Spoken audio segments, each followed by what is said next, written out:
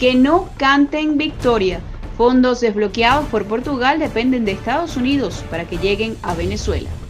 Demanda garantizada. Sigue disminuyendo el consumo de carne entre la población venezolana. Guerra de encuestas. María Corina Machado y Nicolás Maduro lideran la intención de voto. Nada los detiene. Pese a restricciones migratorias, cruce por el Darién aumenta dramáticamente. Tragedia en Ecuador. Asesinan a tiros a candidato presidencial opositor. Les contamos. Hola, ¿qué tal amigos? Bienvenidos a la presente emisión de Noticias Impacto Venezuela de este jueves 10 de agosto de 2023. Les saluda Taitir Calderón y estamos listos para revisar las informaciones más destacadas hasta el momento. Un tribunal de Portugal decidió devolverle al gobierno de Venezuela 1.500 millones de dólares retenidos como consecuencia de las sanciones impuestas por Estados Unidos. Sin embargo, ¿será viable esta sentencia o llegarán estos recursos al Banco Central de Venezuela? Edwin Prieto nos tiene los detalles. La sentencia emitida por el Tribunal de Justicia en Lisboa, que ordena la entrega de los 1.500 millones de dólares a la administración de Nicolás Maduro y que estaban retenidos en Novo Bank como parte de las sanciones, no es todo un logro para el madurismo, puesto que para que la liberación de estos recursos se haga efectiva y entre a las arcas de la nación, debe tener el permiso de nada más y nada menos que de la Oficina de Control de Activos Extranjeros, OFAC, en sus siglas en inglés, y del Departamento del Tesoro de Estados Unidos. Ya conocida la orden, en Venezuela algunos dirigentes políticos, tanto de oficialismo como de oposición, se pronunciaron al respecto. Unos afirmaron que el dinero no entrará al Banco Central, mientras que otros, como el precandidato Enrique Capriles, pidió que el mismo sea destinado al pago de un bono para los trabajadores y pensionados. Por su parte, el diputado Luis Eduardo Martínez espera que se inviertan en salud y educación. Que este dinero vaya a tomar el camino de la corrupción.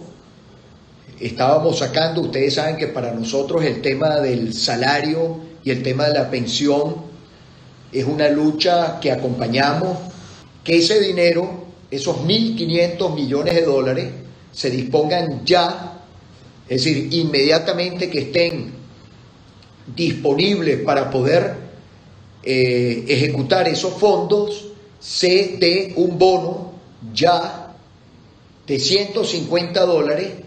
Una parte de esos recursos sugiero que se destinen al mejoramiento de la infraestructura y el equipamiento de ambos sectores, y otra parte al ajuste de sueldos y salarios de docentes, médicos, enfermeras, trabajadores y trabajadoras.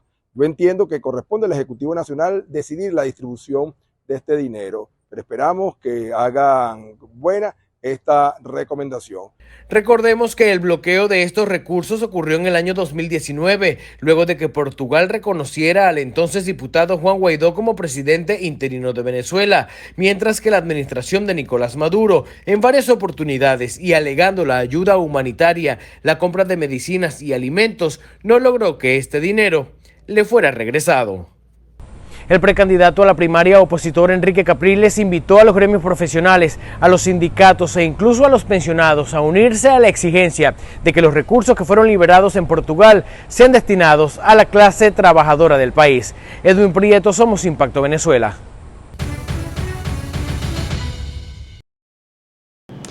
Luego de conocerse la sentencia de Portugal para devolverle 1.500 millones de dólares a la administración de Nicolás Maduro, ¿para qué deberían destinarse estos fondos?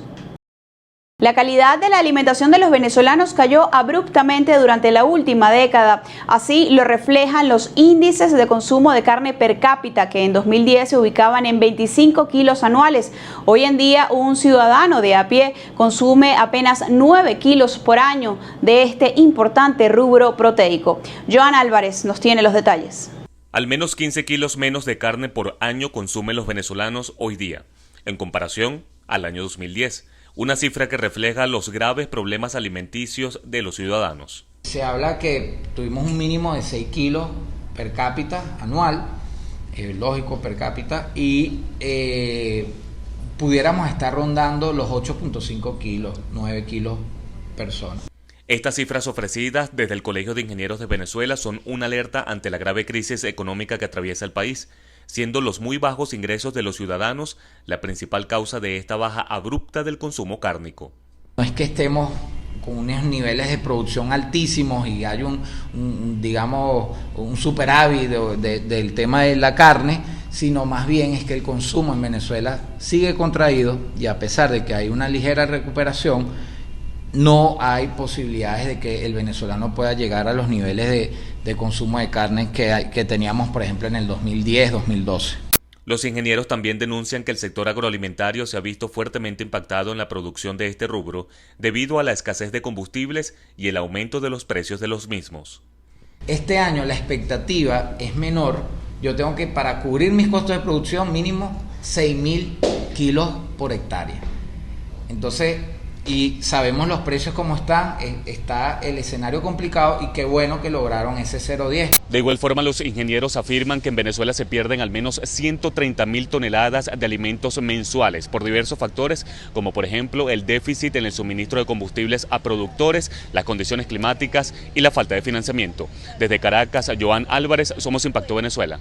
Cuando se encontraba en un mitin político la tarde de este miércoles fue asesinado a tiros el candidato de derecha a la presidencia de Ecuador, Fernando Villavicencio. Así lo confirmó el ministro de Interior, Juan Zapata.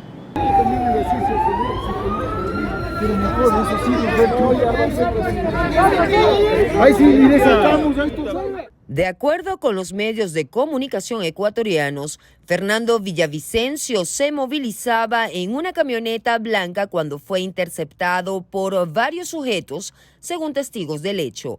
Tras el ataque, el candidato presidencial fue trasladado a una casa hospitalaria herido de gravedad. Villavicencio fue asambleísta y presidente de la Comisión de Fiscalización en el periodo legislativo que fue interrumpido por la disolución del Parlamento. Era además candidato a la presidencia por el movimiento Construye. El político también era uno de los 8 candidatos de la primera vuelta de las presidenciales que se celebran anticipadamente este 20 de agosto en Ecuador, país que sufre un aumento de la violencia vinculada al narcotráfico.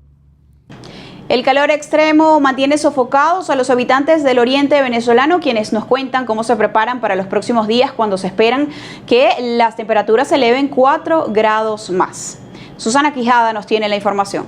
De acuerdo al experto en meteorología Luis Vargas, todos los modelos de predicción estacional indican que la temperatura se ubicará en 4 grados Celsius, por encima de lo normal para los meses de agosto y septiembre.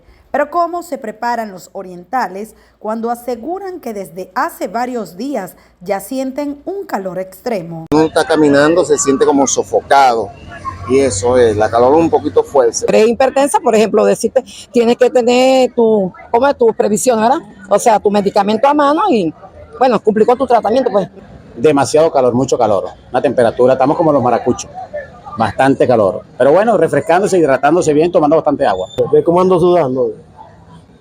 ¿Cómo se prepara para estos días que es más elevada la temperatura? Bueno, llenar tambores de agua era para en la noche amanezca el otro día frío. Porque anda que está haciendo fuerte, ¿no? Porque ni los aire acondicionados enfrían. La opción del uso de un protector o bloqueador solar queda descartado para muchos por sus altos costos. Eso está carísimo. No, es decir, no son pocos los que pueden comprar protector solar. Eso está como un 500 más o menos. Carísimo, debe costar como $10, un 12, 15. Según profesionales de la salud, estas elevadas temperaturas provocan en las personas un golpe de calor que puede producir trastornos cardiovasculares y hasta la muerte. Mantenernos en ambientes frescos, si vamos a salir a la calle que sea con ropa liviana, ropa ligera, más bien de color claro, utilizar un sombrero, utilizar lentes de sol, aparte de eso debemos tomar bastante líquido, sobre todo agua con electrolitos. Para que nosotros podamos hacer una sustancia con electrolitos podemos utilizar agua con jugo de limón, jugo de naranja, podemos ponerle un poquitico de sal al agua y un poquito de azúcar porque nos dé los carbohidratos y nos dé a la vez los electrolitos que necesitamos.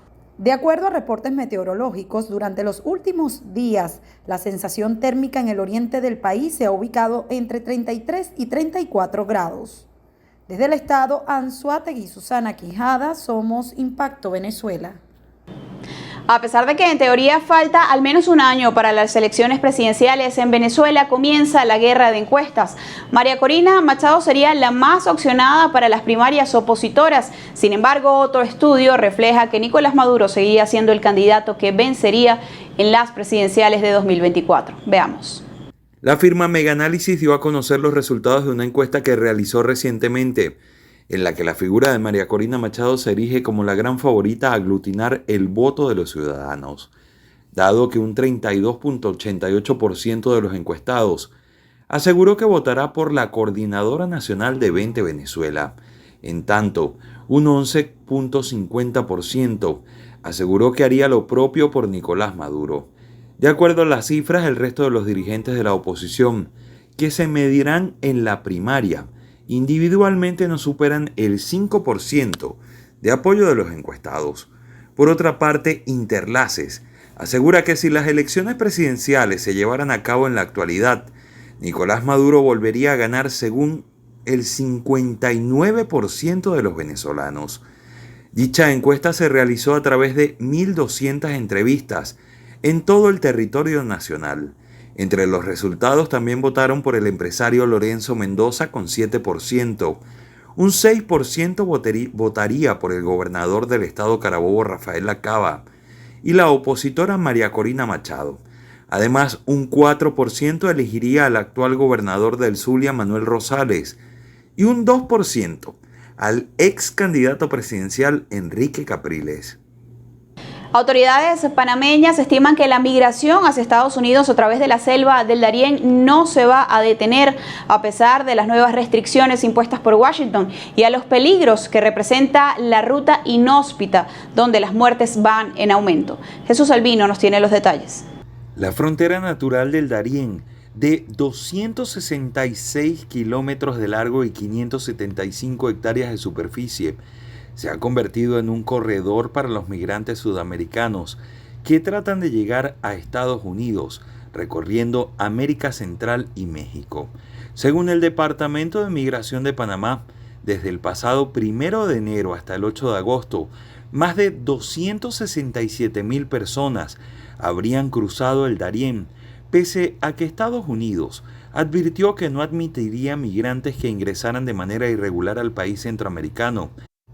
Esa cifra pulveriza el récord de todo el año anterior, cuando 248,000 migrantes atravesaron la jungla panameña en busca del sueño americano. Y ya lo sabemos que esto no se va a parar, no se va a parar ni hoy, ni mañana, ni la semana próxima. Probablemente como basándonos en la experiencia del año, de los últimos años, vamos a ver estos flujos continuar hasta el final del año 2023. Nadie sabe cómo va a ser el próximo año, pero en los próximos meses tenemos que prepararnos a lo peor. A este ritmo, el gobierno panameño prevé que al final del año unos 400,000 migrantes habrán atravesado el Darién. Estamos pasando de 140,000 personas en 2021, casi 250,000 en 2022 y ahora ya estamos más de 260,000. El Servicio Nacional de Migración ya está proyectando que al final del año podríamos llegar a 400,000. Sería claramente la primera vez en la historia. El aumento de las cifras nos preocupa muchísimo. Las condiciones en la cual vemos los migrantes llegar nos preocupan muchísimo. Y nos preocupa muchísimo el hecho que esa migración no se va a parar. El 12 de mayo, Estados Unidos abrió una nueva era migratoria al comenzar a aplicar mano dura a los migrantes que llegan eludiendo las vías legales. Paralelamente, México suspendió la autorización de tránsito que permitía a los aspirantes de asilo de Estados Unidos avanzar hacia el norte.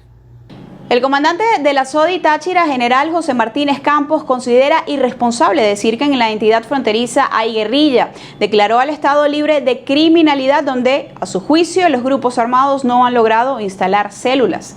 Marina Eglot nos amplía la información. El comandante de la SODI Táchira, general José Martínez Campos, desmintió la presencia de guerrilla en el Estado. Desestimó lo denunciado por el ex gobernador César Pérez Vivas sobre las células del ELN que estarían desplegadas en varias zonas de la entidad. Bueno, eso es una aseveración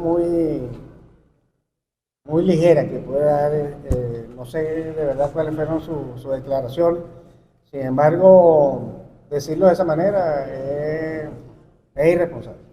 Señaló el vocero militar que Táchira es uno de los estados más seguros del país, pese a su cercanía con norte de Santander, Colombia, donde se mantiene una guerra armada.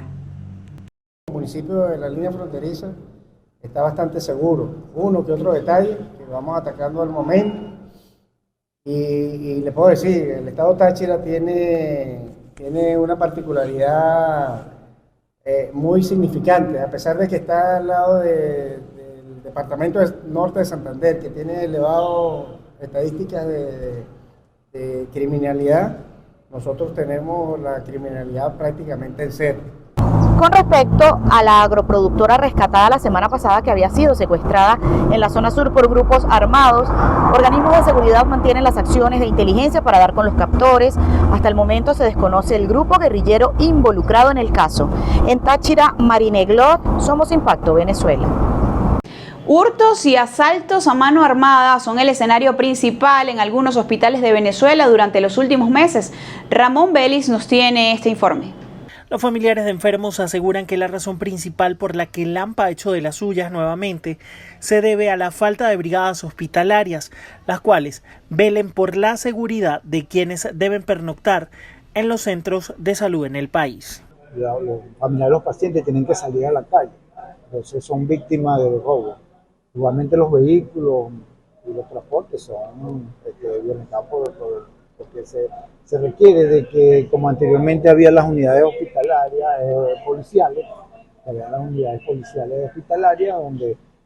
se podía combatir un poco en cuanto a la seguridad. Mira, los centros asistenciales no pueden quedar desprotegidos.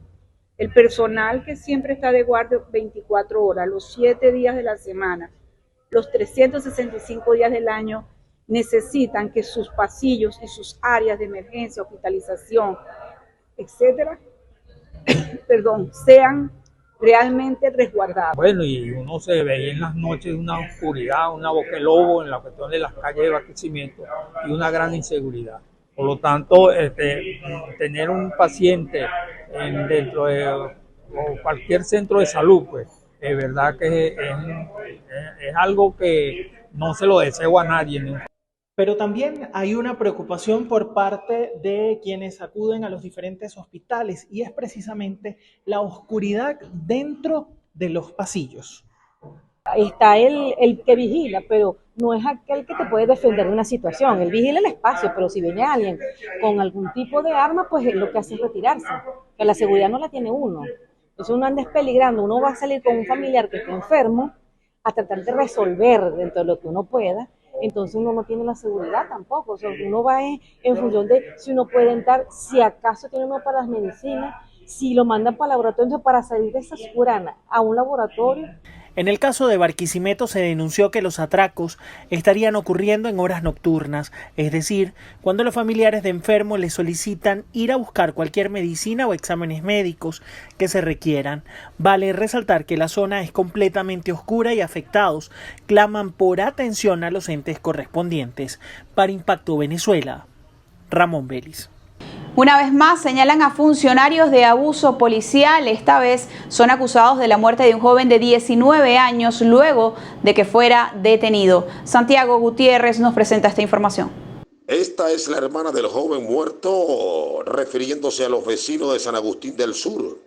La persona muerta quedó identificada por sus familiares como Jeremy Daniel Blanco Ochoa.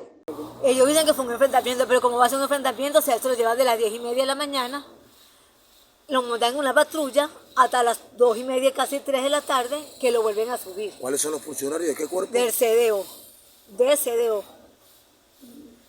Toda la gente nos informan que, o sea, cuando se lo llevaron y vieron cuando lo volvieron a subir, ahí lo suben en un carro particular, no lo vuelven a subir en la patrulla que se lo llevaron. Agregaron que Jeremy era emprendedor y que hay suficientes testigos en La Charneca y en buena parte de San Agustín del Sur que pueden dar fe de lo ocurrido. se lo lleva. El amigo vio cuando lo montaron y se lo llevaron. Su amigo en ese momento manda a mi nieto para que me avise, que lo llaman por teléfono, que se llevaron a Jeremy en una patrulla. Entonces, otro amigo lo vio cuando lo iban bajando, que ellos lo pararon. ¿Cuándo lo ubican a él muerto? ¿Al cabo de cuánto tiempo? A él se lo llevan a las 10:30 y lo suben de nuevo, porque a él lo ruletearon como 5 horas. Lo suben como a las 2:30, a 3 de la tarde, para ese mismo barrio, San Agustín, pero más abajo, un centro que se llama La Cerneca. Y ahí lo bajan para el sector La Cerneca, que se llama Barrio Juro, y ahí lo a justicia, ahí le meten un tiro. Los familiares esperan la intervención del 6CPC y de la Fiscalía para establecer las responsabilidades a las que hubiere lugar. El caso de Jeremy se une a decenas de otros casos que anteriormente han sido denunciados y donde presumiblemente se habla de exceso policial por parte de algunos funcionarios de diferentes cuerpos policiales del área metropolitana de Caracas. Santiago Gutiérrez, Somos Impacto Venezuela. Amigos, y es momento de revisar lo que sucede en nuestro vecino país. Esto es Colombia en Vivo. Bienvenidos a Colombia en Vivo, les habla Oriana Niño. A nivel nacional se vivió un paro de taxistas, se registraron enfrentamientos y riñas. Los taxistas exigen que se regulen las aplicaciones y un congelamiento en los precios del combustible. Se confirmó la orden de arresto de 15 días contra el alcalde de Ibagué, Andrés Hurtado, por desacato al incumplir con la instalación de 2 puentes, uno en la quebrada La Chumba y el otro sobre el río Cocorá. Así lo confirmó el juez cuarto del Circuito de Conocimiento de Ibagué. La Delegación de Paz del Ejército de Liberación Nacional, ELN, ha solicitado un encuentro extraordinario del mecanismo de monitoreo y verificación que lidera la misión de la Organización de las Naciones Unidas, tras las acusaciones del fiscal Barbosa. Hasta aquí, Colombia en Vivo. Pasamos ahora a revisar la información en materia internacional a través de El Mundo en 60 segundos.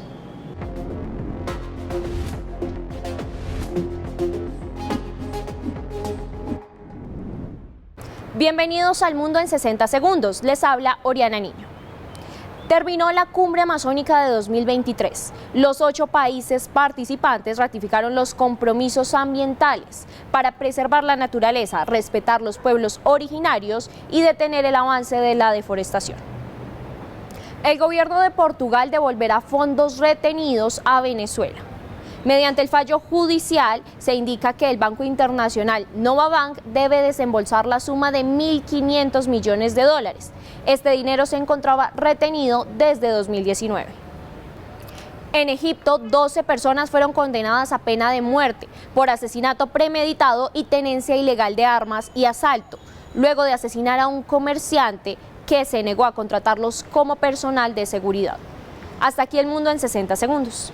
Amigos, y hasta aquí la presente emisión de Noticias Impacto Venezuela. Gracias como siempre por acompañarnos y recuerde que tiene a su disposición nuestra página web www.impactovenezuela.com, nuestras redes sociales @ImpactoVE y no olvide suscribirse a nuestro canal de YouTube. Haga clic en la campanita y manténgase bien informado.